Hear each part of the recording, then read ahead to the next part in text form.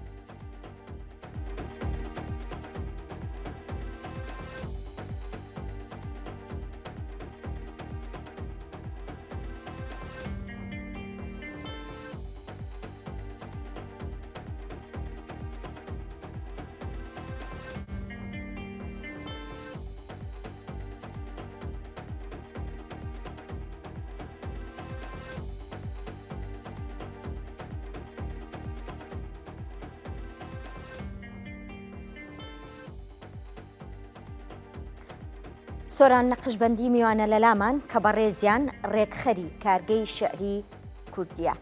کاک سۆران زۆر بەخێربێن. زۆر سپاس دەکەم.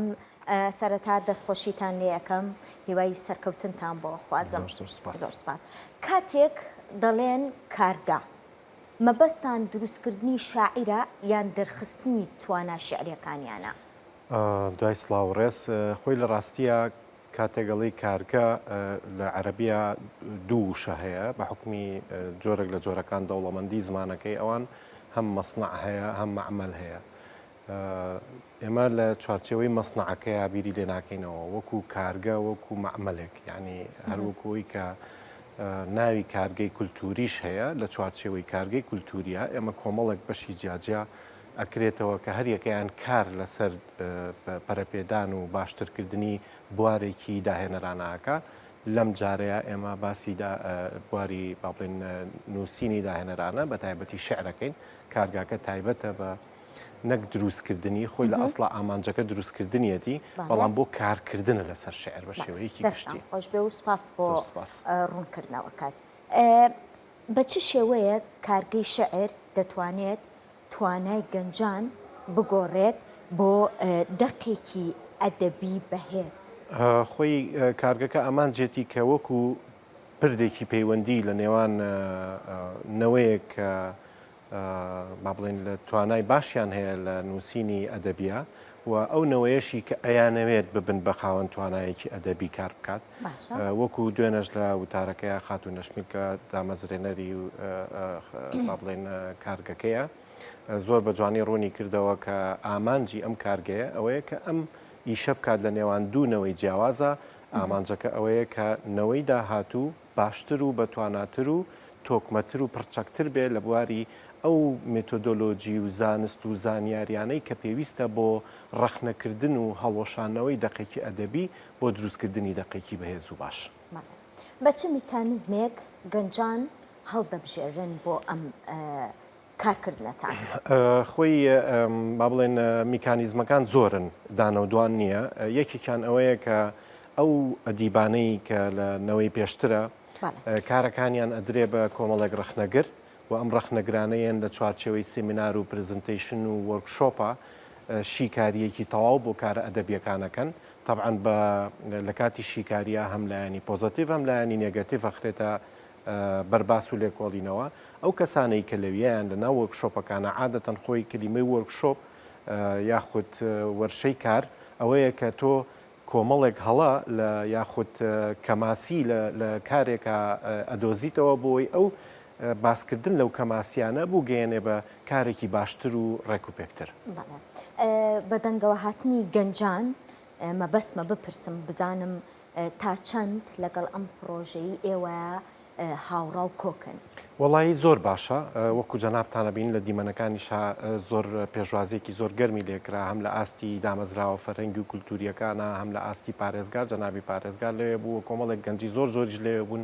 خوازیاری ئەوەن کە ئێمە ئەم کارە بەردەوامی هەبێت و بتوانن کە سوودی لێوەرگرن ئەویش بەوەی کە لە پلانایەکە لە داهاتووە لە ڕێگەی زانکۆ و پەیمانگاکان و هەروەها ئەو ناوەندانەی کە با بڵێن خوێنکار و فێرخوازی لێیە زانیاریان هەبێت کە شتێکی لەم بابەتە هەیە لە شاری سلێمانی بۆی کە بتوانن پەیوەندی بکەن و لە چوارچێوەی ئەو وەرکشۆپ و سێمینار و با بڵێن پلانە درێژخایانەی کە هەیەی کە با بڵێن دروستکردنی فستیڤاڵێکی گەنجانە و لە ناو فستیڤالەکەی کۆمەڵێک وەرکشۆپ و سێمینار و پرۆسی فێرکاری زۆر باشی تیا بێت چاپکراویان ئەبێت و زۆر شتی ترە کە ڕەنگە دوایی بینە سەرباسی.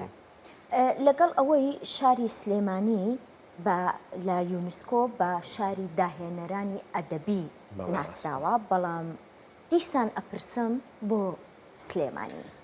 خۆی هەر وەڵامەکە ئەوەی جەنابەت باسی کرد بەڕاستیەکەی ئەم ناوبانگە ئێستا هەیە.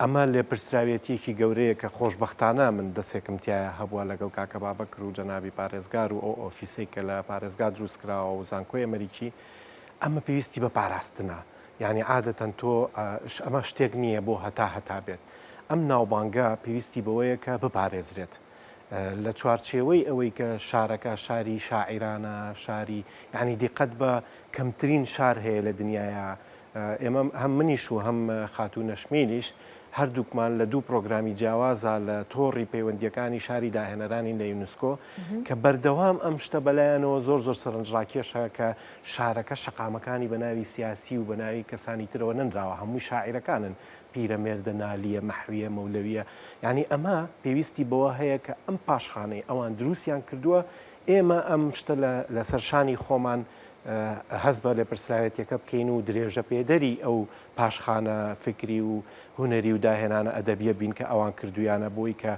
بیگەێنین بە ناوبانگی زیاتر چکەمە لێرەیان ناوەستێ بەڕاستیەکەی بۆیە یعنی بۆ وەڵامی پرسیارەکەت بۆ لە سلێمانی لە ڕاستیە بۆ ئەوەیە کە ئەم ناوبانگەی کە سلێمانی هەیەی وەکو شاری داهێنەرانی ئەدەبی بپارێزرێت چکە بەداخەوە ئێستا یەک دوو ساڵە ئەبینرێت کە چالاکی ئەدەبی و بە تایبەتی بواری شعر و نووسینی داهێنەرانە کەمتر بووەتەوە بۆ ئەوەیە کە ئەم ناوبانگە نەمرێ و بمێنێتەوە پێویستمان بە ئەوە هەیە کە جۆرەها چالاکی فەرهەنگی و ئەدەبی بەردەوامی هەبێت.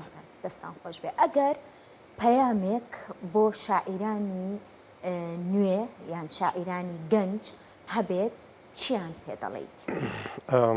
وەڵا با لە شاعیرەکانی پێش ئەوانەوە دەست پێ بکەین ئەویش ئەوەیە کە بەڕاستی هەست بە و لێپرسایەتی بکەن کە شان بەنەبەر ئەو کارە لەگەڵمانە ئێمە دەردی دوێنەش من لە وتەکەی خۆماوتم ئێمە بەس تۆپەکەمان کڕیوە بۆ تیپەکە ئەبێ هەمومان بەیەکەوە دروست بەڕاستیەکەی جا بۆیە لەم لاوە پێویستمان بە ئەو پاشخانە فکری و معریفیە و ئەزمونە فراوانەی ئەدیبانی کورد هەیە بە تایبەتی لە ناو شاری سلێمانی بۆ ئەوەی کە درێژە پێدەری ئەو با بڵێن توانایانە بن بگاتە دەستی نەوەی نوێ و نەوەی نوێژ بەڕاستیەکەی پێویستی بەوە هەیە گەنجی ئێمە لە کوڕان و لە کچانی ئێمە حەز و خولیایەکی زۆریان هەیە بۆ بواری ئەدەبی بە تایبەتی شعریش بۆ ئەوەی لەو با بڵێن لەو کارە ئاسانە دەربچێ کە هەموو کەسێک لە تەمەنێکی تایبەتە پەلاماری شعر و گۆرانیەیە بەڵام ئایا ئەم پەلامارە ئەگەر کەسێک بمێنێت لەگەڵ یا پەروەردەی کات و هاوکاری بێت و پاڵپشتی بێت ناتوانێت ببێتە داهێنەرێکی ئەدەبی لە داهاتووە کە ئەمە ئەگەرێکی زۆر زۆرە ئێمە ئەو داواکاریەمان هەیە کە زیاتر بێن بەدەم ئەم کارگەی شعرەوە بۆی کە بتوانین ببێت بە یەکێک لە ناوەندە فەرهەنگی و کولتوریەکانی تری شاری سلێمانی بۆ پەروەردەکردنی ئەدیبی باشتر لە داهاتووە. هیوادارین دەتانەوێ ئەم پرۆژەیە چی لە مێژووی ئەدەبیاتی کوردیدا جێبهێڵێت؟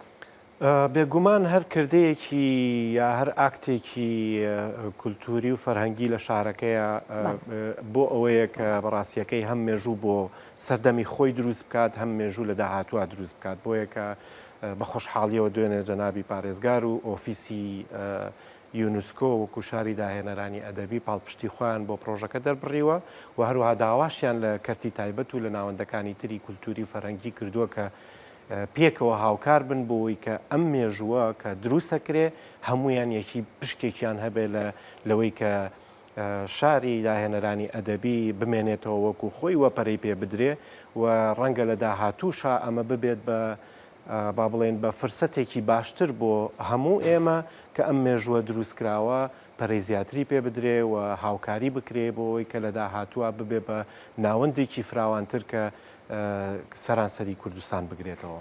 مەبەستم بوو پرسیارێ بکەم لە داهاتووە چ جۆرە پرۆژەیەکیان چی لێ چاوەڕوان دەکرێت ئەم پرۆژەیە؟ ئایا کتێبە یان پلاتفۆرمێکە یاخود فیستیڤالێکی شێعرە؟ بەڵێ ئەمە خۆی با بڵێن هەر کەسێک کە حەز و ئارەزووی هەبێ بۆ بەشداریکردن لە ناو کار و چالاکیەکانی کارگەی شێعرە لە چەند کەسێکا خۆی بینێتەوە. کەسێک کە خوێنەرە و ئەدەب دۆستە ئەتوانێت بەردەوام چالاکانە بەشداری بکات لە ناویە و ئەو کەسانەشی کە یانەوێت پەرە بە تواناکانی خۆیان بن.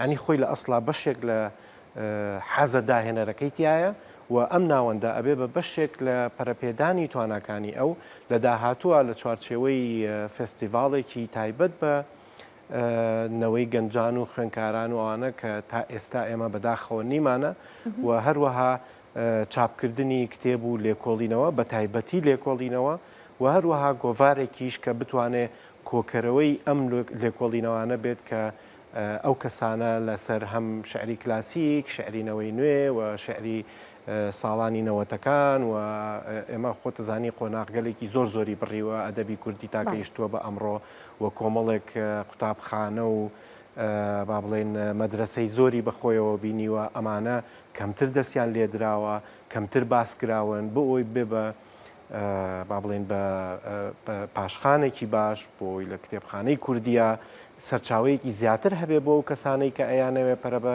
توانە ئەدەبیەکانی خۆیان بن. ئەمانە هەمووی ئەچێتە چوارچێوەی ئەو ئامانجە درێژخایەنانەی کە کارگەی شێعرەی بێت. کاک سۆران هیوای سەرکەوتنتان بۆ خوازم. بۆ جەنابەت. سوپاس کە کۆمەڵێ کەس هەن لە شاری سلێمانیە خەمخۆری هونەر و ئەدەبی ئەم شارن. زۆر سپاس بۆ جەنابیشتان.